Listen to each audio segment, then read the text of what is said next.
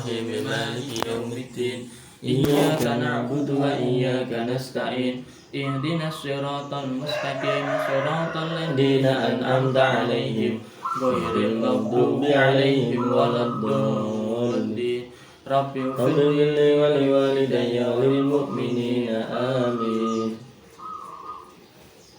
Alhamdulillahirabbil alamin wa bihi nasta'inu ala umuri dunya waddin. Wassalatu wassalamu ala asyrofil anbiya'i wa imamil mursalin sayyidina wa maulana Muhammadin wa ala alihi washabihi ajmain la haula wala quwwata illa billahil aliyil azim. Amma ba'd. Nerusaken kitab Taisirul Khalaq. Bismillahirrahmanirrahim. Qala al-mu'allif rahimahullah. Amin. Wa nafa'ana bihi amin. Wa bi ulumihi fid dharaini. Amin.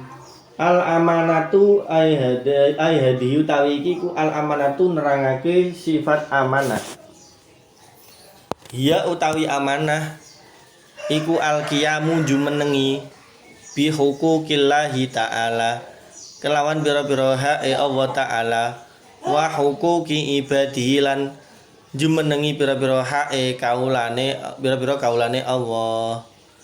Fabiha monggo kelawan amanah yakmulu bisa sempurna apa adinu agama watu sonulan den reksa apa al-a'radu pira-pira keprawiran watu fadulan den reksa apa al-amwalu pira-pira bondo. Sifat amanah, yang namanya sifat amanah ini ada kalanya amanah sama Allah, ada kalanya amanah sesama makhluk. Jadi sifat amanah itu ada dua objek. Amanah kepada Allah, amanah kepada sesama makhluk. Kalau amanah kepada Allah, yakni orang yang selalu melakukan apa yang diperintah Allah dan meninggalkan larangan Allah dan melaksanakan perintah sesuai dengan apa yang diajarkan oleh Allah dan Rasul-Nya. Itu yang disebut amanah pada Allah. Maka ketika ada orang melakukan kewajibannya, misalnya ada orang melakukan sholat 5 waktunya bolong-bolong, tidak mau puasa Ramadan, ini berarti tidak amanah sama Allah. Orang kaya raya sebenarnya sudah wajib zakat, tidak mau mengeluarkan zakat, itu tidak amanah sama Allah. Ada juga sifat amanah ini yang objeknya adalah sesama makhluk. Kamu dititipi seseorang, kamu jaga titipan tersebut dengan baik, itu namanya amanah kepada sesama makhluk. Lah sifat amanah ini adalah sifat yang menjadikan agama orang yang memiliki sifat amanah menjadi sempurna. Jadi agamamu iku iso dadi sempurna nek awakmu duwe sifat amanah. Kamu bisa beragama secara sempurna itu kalau kamu memiliki sifat amanah. Dan sifat amanah dengan sifat amanah kehormatanmu juga terjaga. Jadi sifat amanah ini juga bisa menjaga kehormatanmu dan juga bisa menjaga harta bendamu. Kenapa seperti itu? Li'annal qiyamah. Karena sak temenin jumenengi bi huquqillahi kelawan pira-pira hake Allah iku ibaratun dadi tetembungan an fi'lil ma'murati saking agawe perkara kang den perintah wajtina bil manhiyati lan saking ngedoi pira-pira perkara kang den cegah wal qiyamu utawi jumenengi bi huquqi ibadi kelawan pira-pira hake pira-pira kawulane Allah iku ibaratun tetembungan an radil wadai saking balekake pira-pira titipan watar kitat fifi lan ninggal ngurangi fi kailin ing dalem takeran awaznin utawa timbangan au dzarin utawa ukuran watar ki ifsyai asrori lan ninggal masyhurake pira-pira rahasia wal uyu bulan pira-pira cela wa ayah tarolan yen to milih sapa wong dinafsi maring awak dhewe wong ma ing perkara huwa kang utawi ma iku aslahu luwih bagus laha kedua nafas fidini dalam agama wa dunya lan donya. Nah tadi amanah pada Allah itu ya melakukan perintahnya Allah, meninggalkan larangannya, ya, dan melakukan sesuai yang diajarkan Allah dan Rasul. Lah, amanah kepada para hamba atau amanah kepada sesama manusia itu ya mengembalikan barang titipan, menjaga barang titipan, tidak curang dalam masalah takaran, tidak curang dalam menjalankan anggaran, misalnya pejabat, tidak korupsi ya. Dan tidak mengumbar aib orang lain, menjaga rahasia. Lah, ini semuanya baik itu amanah pada Allah maupun amanah pada sesama hamba, ini menjadikan orang itu akan bernilai baik di hadapan agama maupun di hadapan duniawi. Nah, maka perlu kita memiliki sifat amanah. Qala wa ta'ala qala wasdawake sabawa ta'ala lemur Allah, inna wa ya'murukum an tu'addul amanati ila ahliha. Inna wa satamne Gusti Allah iku ya'murukum iku perintah sapa Allah kum ing sira kabeh an tu'addu ingin to nekani sira kabeh al amanati ing pira-pira amanah ila ahliha temeka maring ahline amanat. Allah Subhanahu wa taala berfirman, sungguhnya Allah memerintah kalian semua untuk menyampaikan amanat kepada ahlinya atau menjaga amanah dari yang menganai. Jadi kita itu diperintah Allah untuk selalu memiliki sifat amanah. Maka memiliki sifat amanah itu ya wajib. Itu adalah perintah Allah. Wa qala lan wasdawahake sinten an-nabi sallallahu alaihi wasallam.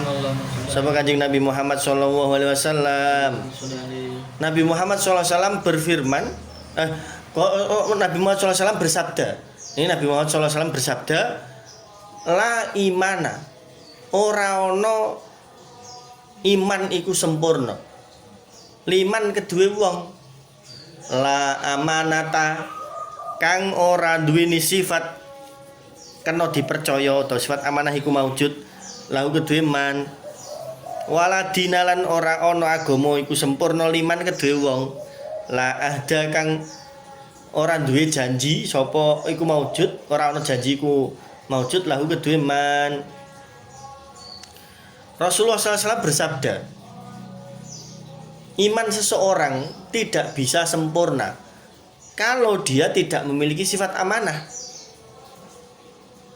Dan orang yang tidak memiliki sifat amanah, ini agamanya juga tidak sempurna. Mula bisane imanmu sempurna, bisane agamamu sempurna ya kudu duwe sifat amanah. Dawuh Kanjeng Nabi. Wadidul amanati utawi suwalike sifat amanah iku al khianatu khianat. Cidro. Nah, kebalikan dari sifat amanah adalah khianat. Maka kita harus menjauhi sifat khianat. Khianat itu apa? Wahya utawi khianat iku mukhalafatul haqqi.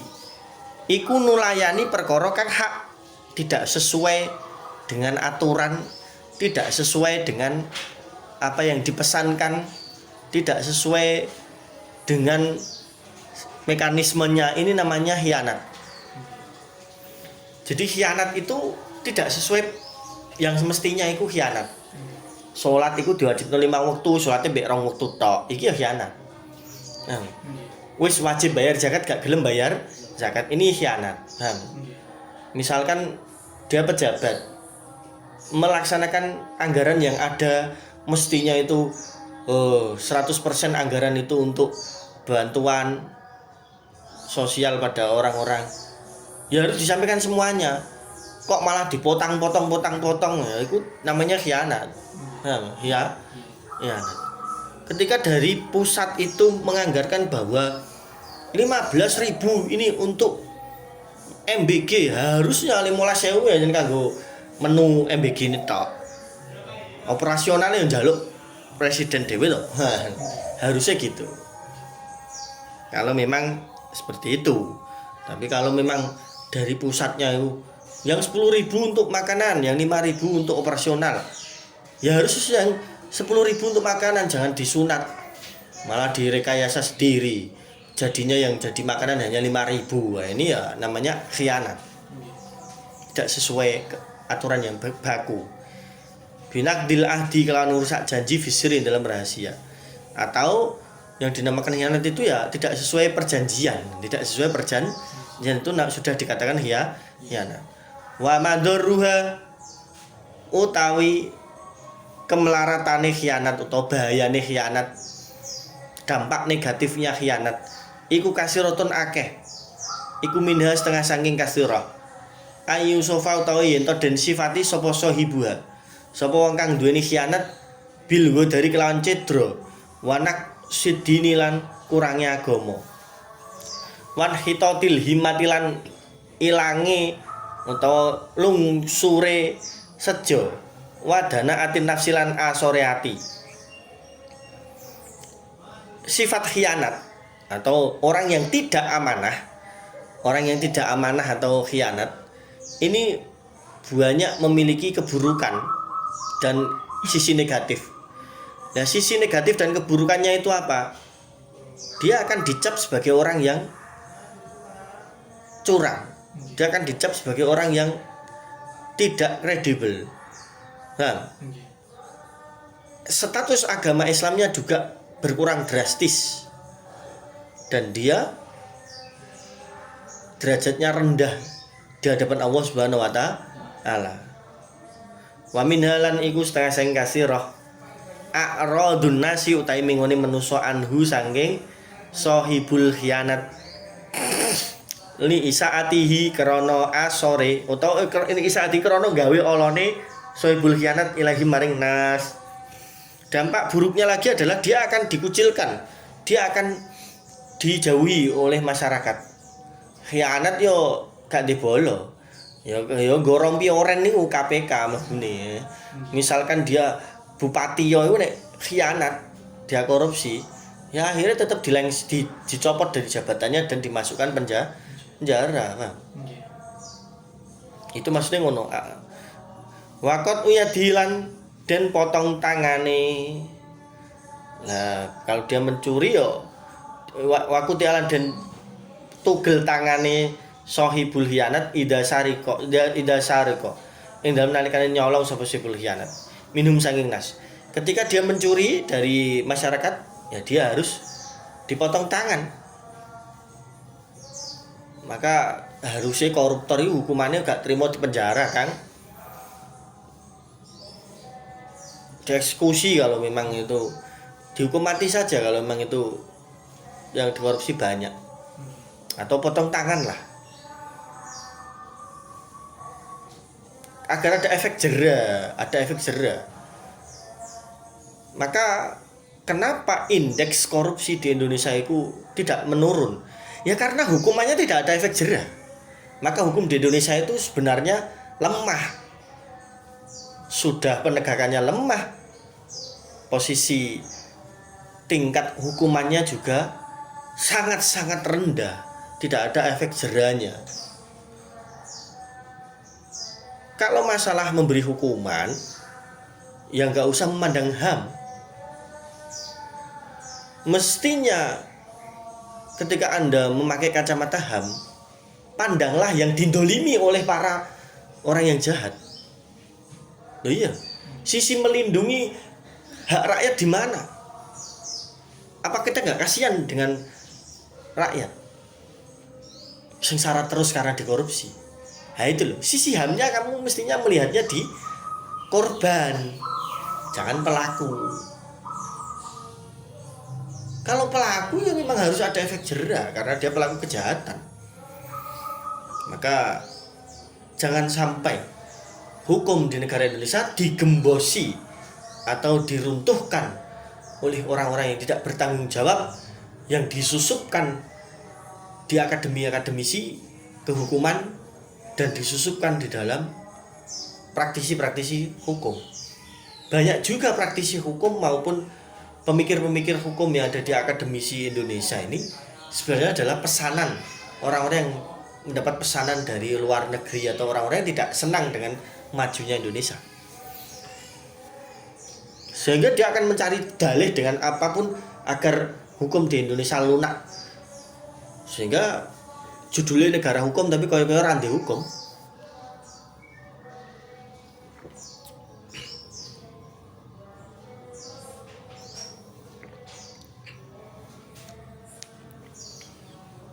Kan aneh ketika merumuskan satu hukuman, memandang sisi kemanusiaan pada pelaku kejahatan, tapi lupa sisi kemanusiaan terhadap korban. Mana kita safety-nya ke korban? Mana kita itu membela korban? Mana kita itu mengasih jaminan bahwa kejahatan itu tidak terulang kembali? Maka sebenarnya dengan hati nurani saja itu sudah bisa menyatakan bahwa hukuman di Indonesia lemah, nggak ada efek jerahnya, nggak bisa menjadikan orang yang tidak bisa menjadikan pelaku kejahatan itu kapok, ora iso. Tapi ya ning penjara malah dirumati, iya di penjara malah dirumati, dikai mangan, diwarai kerja, dimodali ngono wis metu kok penjara. Lah piye? Ini pelaku kejahatan ya akhirnya enggak ada efek jerahnya sama sekali. Enggak bisa memunculkan rasa bersalah, enggak bisa memunculkan rasa saya enggak akan mengulangi lagi, ngono enggak iso. Maka kita juga sering melihat kasus pelakunya berulang-ulang terus. Ya wis kok mergo ngono kuwi. Khususnya kasus pencurian. Ya wis pelakune mlebu sel, bar nyolong mlebu sel neh, wis ngono kuwi. Wa budullah lan utawi bendune Allah, murkane Allah iku lahu iku tetep keduwe wong kang khianat. Jadi orang yang berkhianat itu dimurka Allah. Wa ta'dzibu lan oleh nyeksone Allah iyahu ing sahibuha. Nah, orang yang khianat ini pasti besok diadab oleh Allah Subhanahu wa taala. Li annahu krana stuhune wong kang khianat utawa sahibul khianat, sahibu abul. Lam yurai iku ora ngreksa sapa sahibul khianat ma ing perkara kalafahu kang merdi-merdi sapa Allah ing sahibul khianat biklan ma. Nah, orang yang khianat itu disiksa Allah dan dimurka Allah ya karena dia tidak menjaga apa yang diwajibkan Allah. Padahal Allah kan mewajibkan untuk bersifat amanah, juga mewajibkan untuk tidak khianat. Qala Allah taala, qala dawuh sapa Gusti Allah taala ing dawuh ya ayyuhalladzina amanu la takhunu wa rasula wa takhunu amanatikum wa antum ta'lamun. Ya ayyuhalladzina eling-eling wong akeh amanu kang padha iman sapa alladzina la takhunu aja padha cidra ta khianat sapa sira kabeh Allah ing Allah wa rasul lan rasul wa takhunu lan aja cidra sira kabeh amanatikum ing pira-pira netepi amanah sira kabeh wa antum halu sira kabeh iku tak lamuna wong kang padha ngerti kabeh. Allah berfirman, orang-orang yang beriman, janganlah kalian mengkhianati Allah, janganlah mengkhianati Rasul, dan janganlah berkhianat atas amanah-amanah yang kamu terima. Ini berarti haram, khianat itu hukumnya haram. Ini ayat ini menjelaskan bahwa khianat itu haram. Maka kita itu harus memiliki sifat amanah, jangan sampai kita khianat. Al-Fatihah. A'udzu billahi minasyaitonir rajim. Bismillahirrahmanirrahim. Alhamdulillahirabbil alamin. Arrahmanir rahim. Maliki yaumiddin. Iyyaka na'budu wa iyyaka nasta'in. Ihdinas siratal mustaqim. Siratal ladzina an'amta 'alaihim ghairil maghdubi 'alaihim